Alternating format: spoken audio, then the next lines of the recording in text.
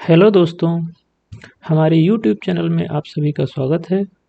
आशा करता हूँ आप सभी स्वस्थ होंगे और पढ़ाई लिखाई कर रहे होंगे। दोस्तों, आज का हमारा टॉपिक है पंचायती राज और आज हम पंचायती राज के विषय में समझेंगे। तो जैसा कि शब्द से हमें पता चलता है, पंचायती राज ग्रामीण क्षेत्र से जुड़ा हुआ शब्द है। इसका जो शाब्दिक अर्थ है वो है ग्रामीण स्थानीय सुशासन। इसको इंग्लिश में कहते हैं लोकल सेल्फ गवर्नमेंट। ठीक है, इसका मतलब होता है कि ग्रामीण स्तर पर ग्रामीण लोगों के द्वारा राजनीति में हिस्सेदारी, भागीदारी और वहाँ के जो उनके लोकल मुद्दे हैं उनको उठाया जाए और उनको सॉल्व किया जाए और ग्रामीण क्षेत्र के विकास में भागीदारी की जाए। दोस्तों, जब भारत आज़ाद हुआ तो भारत में शासन और प्रशासन के लिए केवल दो ही संस्थाएं थी, एक केंद्र सरकार और एक राज्य सरकार जो राज्य में कार्य करती थी। तो वहाँ पे दिक्कत ये आ रही थी कि ये लोग ग्रामीण क्षेत्रों पे उतना ध्यान नहीं दे पाते थे, क्योंकि इतना अधिक कार्य था। तो सभी विधायक और सांसद वगैरह वो ग्रामीण क्षेत्रों में जाकर वहाँ की समस्याओं को नहीं समझ सकते थे। और इतना बड़ा भारत है, कहाँ कहाँ जाते वो लोग। कुछ चुनिंदा लोग गांव-गांव जाकर वहाँ की समस्याओं को समझ नहीं सकते थे। इसलिए पंचायती राज की ज़रूरत पड़ी, ताकि वहाँ के जो लोकल लोग हैं वो अपनी समस्याओं को उठा सकें और भारत देश में जो ग्रामीण सोसाइटी है, जो बहुत पिछड़ी हुई है, उसका विकास हो सके। तो पंचायती राज के विकास के लिए सरकार ने कुछ समितियां गठित की। समितियों ने अपनी रिपोर्ट प्रस्तुत की, जिसके आधार पर बाद में 1992 में 73वां संविधान संशोधन हुआ और इसको संविधान में सम्मिलित किया गया। तो देखते हैं पंचायती राज का विकास भारत में किस किस तरीके से हुआ। तो सबसे पहले 1957 में सरकार ने बलवंत राय मेहता समिति का गठन किया। इसके अध्यक्ष बलवंत राय मेहता थे। तो इसकी जो रिपोर्ट आई उसमें इन्होंने लोकतांत्रिक विकेंद्रीकरण की बात की। लोकतांत्रिक विकेंद्रीकरण का मतलब वही है कि सत्ता जो है वो सिर्फ कुछ लोगों या एक समूह के लोगों के पास केंद्रित ना हो, वो ग्रामीण क्षेत्रों में और पूरे भारत में लोगों के हाथों में सत्ता होनी चाहिए। ठीक है,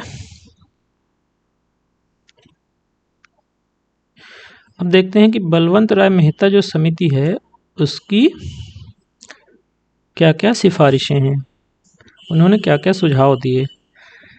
देखिए, जब भी कोई समिति बनती है तो वो अपने सुझाव सरकार के सामने रखती है, अपनी सिफारिशें सरकार को प्रस्तुत करती है। सरकार उन सिफारिशों को माने या ना माने ये सरकार के ऊपर होता है, ये कोई बाध्यकारी नहीं होता है।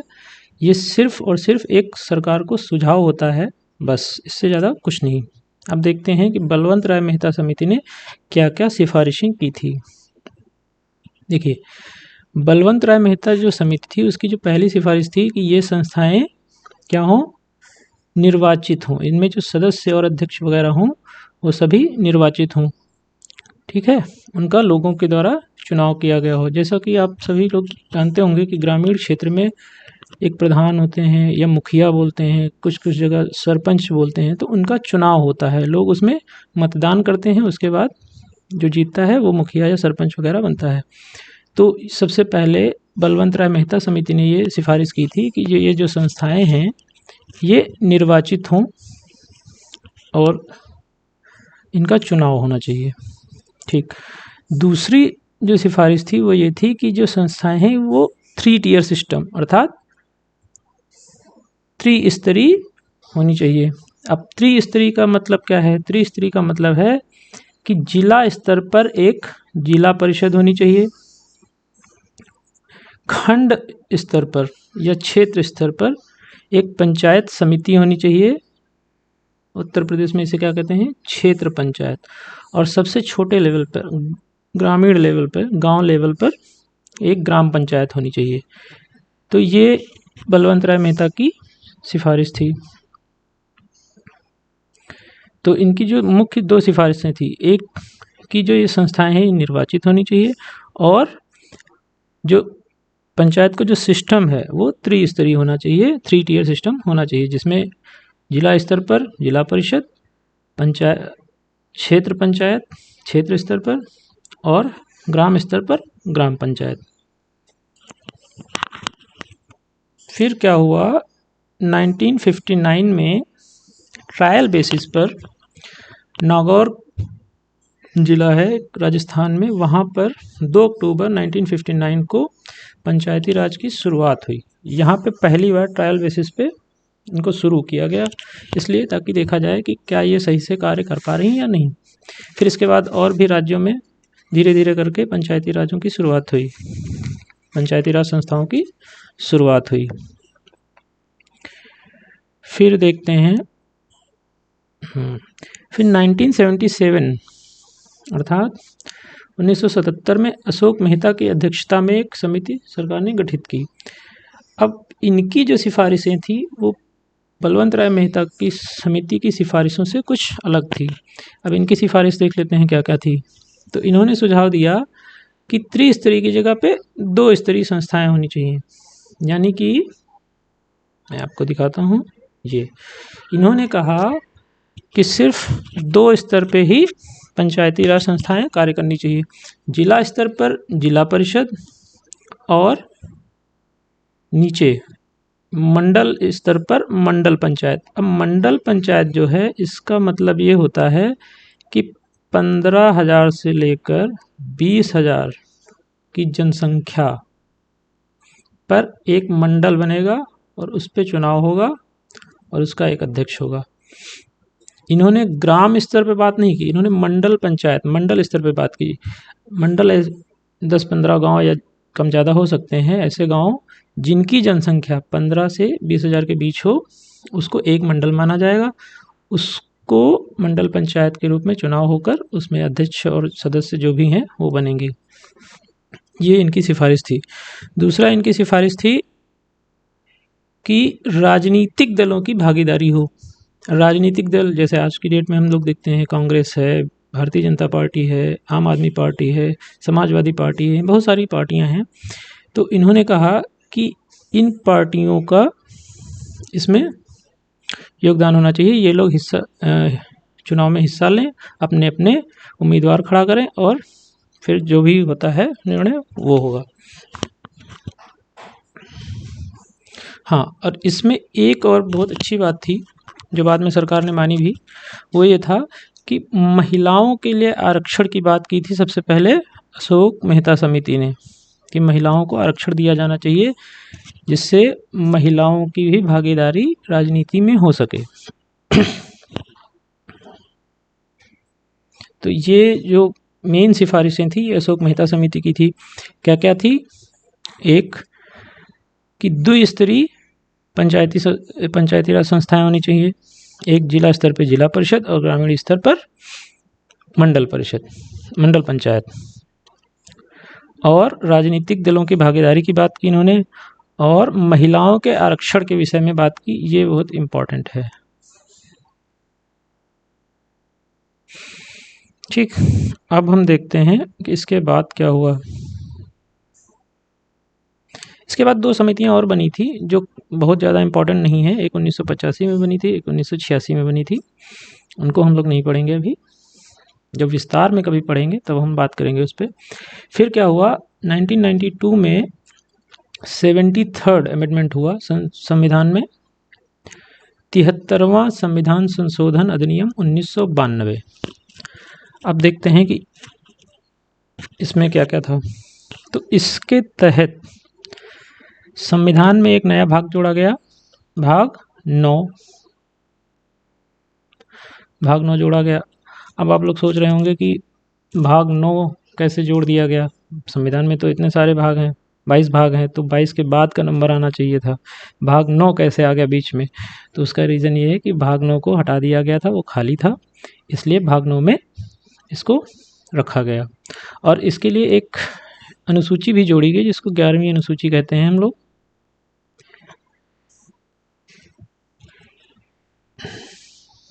हम्म 73वां संविधान संशोधन। तो इसमें क्या क्या हुआ? एक नया भाग 9 और 11वीं अनुसूची जोड़ी गई। ठीक, ये संविधान संशोधन जो हुआ था ये 1992 में हुआ था, लेकिन ये लागू कब से हुआ? ये लागू हुआ था 24 अप्रैल 1993 से। इसीलिए इसी दिन को 24 अप्रैल को पंचायती राज दिवस के रूप में मनाया जाता है। ये इम्पोर्टेंट है, याद रखिएगा। फिर है कि इनमें क्या क्या है। तो जो नवा भाग है उसमें पंचायतों के बारे में, उनकी संरचना कैसी होगी, उनका कार्यकाल कैसा होगा, चुनाव के तरीके क्या होंगे, आरक्षण किस हिसाब से दिया जाएगा, संसाधनों का आवंटन कैसे होगा, इन सब के विषय में बताया गया है भाग 9 में। और 11वीं अनुसूची में इनके पास क्या क्या शक्तियाँ होंगी, क्या क्या पावर्स होंगी पंचायतों के पास, और इनके क्या क्या उत्तरदायित्व होंगे, वो 11वीं अनुसूची में बताया गया है। अब हम देखते हैं कि इसके तहत क्या क्या हुआ। 73वें संविधान संशोधन के तहत क्या क्या हुआ, कि विशेषताएं क्या क्या थी। तो इसमें ग्राम स्तर पर ग्राम सभा का गठन हुआ। इसमें जो प्रावधान था उसमें ग्राम सभा का प्रावधान था। अब ग्राम सभा क्या होती है? ग्राम सभा ऐसे लोगों से मिलकर बनती है जो वहाँ की निर्वाचक सूची, यानी कि वोटर लिस्ट में जो लोग पंजीकृत हैं, रजिस्टर्ड हैं, जिनकी वोट बनी हुई है, उन लोगों से मिलकर ग्राम सभा बनेगी। और वही लोग चुनाव में मतदान करके एक अध्यक्ष को चुनेंगे और सदस्यों को भी चुनेंगे। तो ये ग्राम सभा होती है। उसके बाद 3 टियर सिस्टम तो आप समझ ही गए होंगे। इसमें क्या होता है कि सबसे नीचे लेवल पर ग्राम होगा, फिर सबसे नीचे क्या होगा? ग्राम होगा, उसके ऊपर माध्यमिक, इसको ब्लॉक बोलते हैं, कहीं कहीं क्षेत्र भी बोलते हैं, और उसके ऊपर होगा जिला स्तर पर जिला परिषद या जिला पंचायत। ये 3 टियर सिस्टम चलता है। इसमें एक चीज़ ध्यान रखनी है कि जिन राज्यों की जनसंख्या 20 लाख से कम है, जिन राज्यों की जनसंख्या 20 लाख से कम है, उसमें 3 टियर सिस्टम में जो बीच वाला है माध्यमिक स्तर, ये अगर नहीं भी होता है तो कोई दिक्कत नहीं है। ये कोई बाध्यकारी प्रावधान नहीं है। किसके लिए? जिनकी जनसंख्या 20 लाख से कम है। ठीक है, जिन राज्यों की जनसंख्या 20 लाख से कम है उनमें माध्यमिक स्तर पर पंचायत गठन करने की कोई मतलब बाध्यकारी नहीं है। सरकार चाहे वहाँ की तो कर सकती है, ना चाहे तो कोई ज़रूरत नहीं है। सिर्फ जिला स्तर और ग्राम स्तर पर भी पंचायतों का गठन करके काम चल सकता है। अब इस तरह के राज्य कौन कौन से हो सकते हैं? तो इसमें राज्य और केंद्र शासित प्रदेश दोनों हो सकते हैं। जैसे लक्षद्वीप है, अंडमान निकोबार है, दादरा नगर हवेली और दमन और दीव हैं। और राज्यों की अगर बात करें तो सिक्किम है, सिक्किम की जनसंख्या 20 लाख से कम है, मिजोरम है। तो इस तरह के जो राज्य हैं जिनकी जनसंख्या 20 लाख से कम है, उनमें मिडिल स्तर पर, ब्लॉक स्तर पर सरकार चाहे तो गठन करे, सरकार चाहे तो गठन ना करे, तो कोई बाध्यकारी प्रावधान नहीं है। उसके बाद है सदस्यों का चुनाव और अध्यक्षों का चुनाव किस तरीके से होगा। तो सदस्य और अध्यक्ष का जो चुनाव होगा वो जनता के द्वारा होगा, ग्राम पंचायत के। और जिला स्तर पर अध्यक्ष का चुनाव जो है, इसको हम लोग थोड़ा अच्छे से समझते हैं।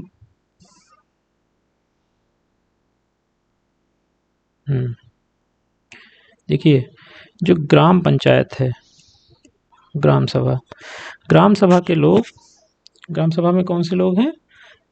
जो लोग वहाँ की वोटर लिस्ट में सम्मिलित हैं, वो लोग वोट करेंगे। और सदस्य और पंचायत के सदस्य और अध्यक्ष को चुनेंगे डायरेक्ट मतदान के द्वारा। ठीक, ये कहाँ है? ग्राम सभा, ग्राम पंचायत। ग्राम पंचायत में ग्राम सभा के लोग सदस्य और अध्यक्ष का प्रत्यक्ष रूप से मतदान करके चुनाव करते हैं। जो माध्यमिक स्तर है, ब्लॉक स्तर पर सदस्यों का जो चुनाव है वो तो डायरेक्ट होगा, लेकिन जो अध्यक्ष होगा वो सदस्यों के बीच में से ही एक चुन लिया जाएगा। तो उसका चुनाव डायरेक्ट जनता नहीं करेगी, उसका चुनाव माध्यमिक स्तर के जो सदस्य हैं, जो जनता के द्वारा चुन के आए हैं, वो आपस में अपने आप में कोई एक चुन लेंगे। ये चीज़ है। यही सेम प्रोसेस जिला में है। जिला परिषद जो होगी उसमें सदस्यों का चुनाव तो डायरेक्ट होगा, लेकिन अध्यक्ष का चुनाव सदस्यों के द्वारा होगा। ये हो गया।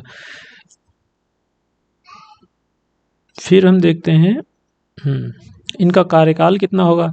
तो ग्राम सभा से लेकर ब्लॉक लेवल पर और जिला लेवल पर सभी का कार्यकाल 5 वर्षों का ही होगा।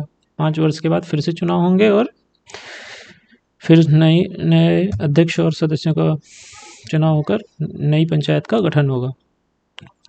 फिर एक और अच्छी चीज़ है, इसमें क्या होगा? सीटों का आरक्षण होगा कि कितनी सीटें हैं। तो एससी और एसटी के लिए आरक्षण की व्यवस्था है, और हाँ, पिछड़े वर्ग के लिए भी है, पिछड़ा वर्ग। लेकिन ये पिछड़े वर्ग का आरक्षण कोई बाध्यकारी नहीं है। ये राज्य सरकार, जिस भी राज्य में चुनाव होने हैं वहाँ की राज्य सरकार डिसाइड करेगी कि पिछड़े वर्ग को आरक्षण देना है या नहीं देना है। आमतौर पे देती हैं सरकारें, लेकिन कोई ज़रूरी नहीं है। एससी एसटी के लिए बाध्यकारी है, एससी एसटी को आरक्षण देना ही देना है। पिछड़े वर्ग को राज्य सरकार चाहे तो दे, चाहे तो ना दे। ये हो गया। दूसरा, इसमें आरक्षण में महिलाओं के लिए आरक्षण की भी बात होती है। महिला, इसमें ध्यान रखना है कि जितनी भी सीटें हैं, चाहे वो जिला लेवल पर हों, चाहे वो माध्यमिक लेवल पर हों, या ग्राम सभा स्तर पर हों, ग्राम पंचायत के स्तर पर हों, 1/3 सीटें 1/3 सीटें जो हैं वो महिलाओं के लिए निश्चित होंगी, सुरक्षित होंगी, आरक्षित होंगी। मतलब यदि मान लीजिए 100 सीटें हैं, 100 सीटें हैं तो 100 सीटों का 1/3 हिस्सा, यानी कि लगभग 33 सीटें महिलाओं के लिए रिजर्व रहेंगी। इसमें सिर्फ इन 33 सीटों पे महिलाएं ही चुनाव लड़ेंगी। बाकी जो हैं उस पर भी लड़ सकती हैं, ऐसा कोई वो नहीं कि उस पर नहीं। इन सीटों पर पुरुष चुनाव नहीं लड़ सकते, ये इनके लिए क्या है? रिजर्व हैं। दूसरा, ये तो हो गई टोटल सीटों की बात। अब मान लीजिए कि 30 सीटें एससी के लिए थी, रिजर्व थी। अब इन 30 सीटों में 1/3 यानी कि लगभग 10 सीटें वो किसके लिए होंगी? वो एससी की महिलाओं के लिए सुरक्षित होंगी। मतलब उन सीटों पर सिर्फ एससी की महिलाएं चुनाव लड़ सकती हैं। यही चीज़ एसटी में होगा। मान लीजिए कि एसटी के लिए 9 सीटें हैं, तो 9 का 1/3 यानी कि 3 सीटों पर सिर्फ महिलाएं चुनाव लड़ेंगी। मतलब हर स्तर पर 1/3 का फॉर्मूला चलेगा। टोटल सीटों में भी 1/3 सीटें महिलाओं के लिए होनी चाहिए। एससी में जितनी सीटें हैं उनका 1/3 महिलाओं के लिए सुरक्षित होगा।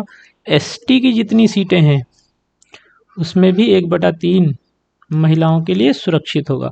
और अगर पिछड़ा वर्ग को आरक्षण है तो जितनी सीटें पिछड़ा वर्ग के लिए हैं उसका भी 1/3 महिलाओं के लिए सुरक्षित होगा, आरक्षित होगा। ये हो गया। अब बात करते हैं निर्वाचन आयोग की कि इनका चुनाव करवाएगा कौन। देखिए, जो राष्ट्रपति का चुनाव होता है, उपराष्ट्रपति का चुनाव होता है, लोकसभा, राज्यसभा और राज्यों में विधानसभाओं के जो चुनाव होते हैं वो केंद्रीय निर्वाचन आयोग करवाता है। लेकिन जो पंचायत के चुनाव होंगे वो उसके लिए अलग से एक निर्वाचन आयोग बनाया जाएगा हर राज्य में, जो पंचायतों के चुनाव करवाएगा। जो पंचायतों के चुनाव करवाएगा। ये ग्रामीण क्षेत्रों में पंचायतों के और शहरों में नगर निगम और नगर पालिका के चुनाव करवाता है। कौन? राज्य निर्वाचन आयोग। इसका गठन सिर्फ इन्हीं के लिए हुआ है कि ये पंचायत और जो शहरों में नगर पालिका नगर निगम होते हैं उनके चुनाव करवाएगा। इसका काम सिर्फ यही है कि पंचायतों के चुनाव करवाए और शहरों में नगर निकाय के चुनाव करवाए।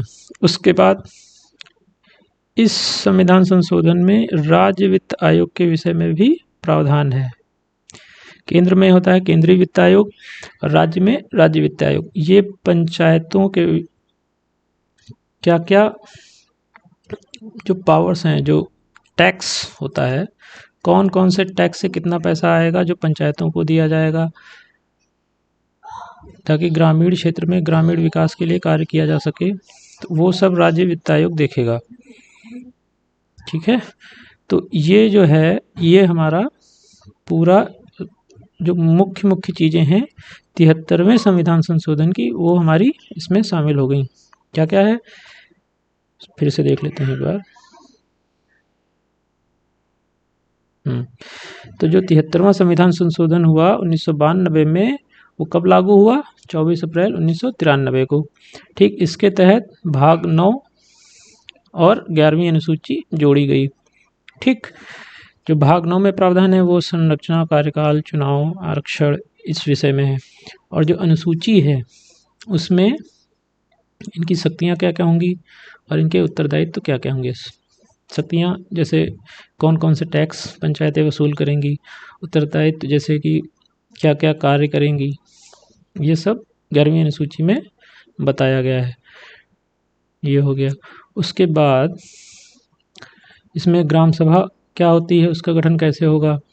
त्रिस्तरीय सिस्टम होगा, 3 टियर सिस्टम। इसमें क्या होगा, ग्राम स्तर पर ग्राम पंचायत, माध्यमिक पंचायत और जिला स्तर पर जिला पंचायत। सदस्यों का चुनाव कैसे होगा? सदस्यों का जो ग्राम पंचायत है, ग्राम पंचायत के सदस्यों का चुनाव डायरेक्ट होगा। ग्राम पंचायत के अध्यक्ष का चुनाव भी डायरेक्ट होगा जनता के द्वारा। लेकिन माध्यमिक लेवल और जिला लेवल पर अध्यक्ष का चुनाव अप्रत्यक्ष होगा, वहाँ डायरेक्ट जनता मतदान नहीं करेगी। इन सभी का कार्यकाल 5 सालों का होगा।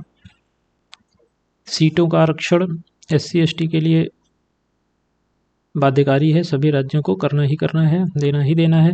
पिछड़े वर्ग के लिए राज्य चाहे तो दे या ना दे, ये राज्य के ऊपर है। एक निर्वाचन आयोग का गठन होगा जो पंचायत और नगर निगम के चुनाव करवाएगा। और राज्य वित्त आयोग का भी एक गठन करने का प्रावधान है जो पंचायतों को क्या क्या सहायता देनी है, कितना धन देना है, उसके बारे में राज्य वित्त आयोग कार्य करेगा।